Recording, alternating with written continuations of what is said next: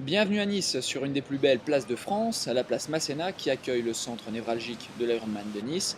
Avec la remise des dossards et la présence des 52 exposants, le village est le point de passage obligatoire pour chacun des 2500 concurrents. Petite visite et point sur la course avec l'organisateur de l'épreuve, Yves Cordier.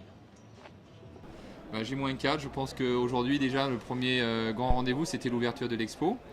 Et bon, c'est vrai que c'est un grand moment parce qu'on retrouve, on va dire, tous les triathlètes, tous les exposants, toutes les grandes marques, les médias. Et voilà, on a l'impression vraiment que dans quelques heures, il va se passer quelque chose de très fort sur Nice.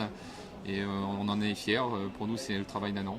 Ici, c'est une place stratégique sur Nice où il y a l'habitude d'avoir donc des manifestations culturelles, sportives, etc.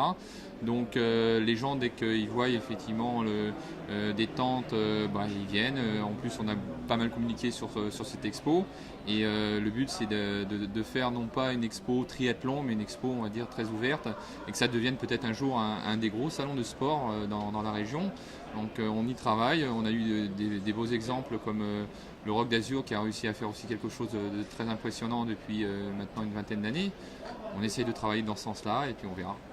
On a peaufiné cette année surtout une nouvelle pasta party et cérémonie de clôture sur le parc Phoenix et un parc floral. Donc on devrait avoir deux belles soirées où les triathlètes vont pouvoir se détendre, se restaurer avant et se réconforter après. Donc ça, on a travaillé là-dessus.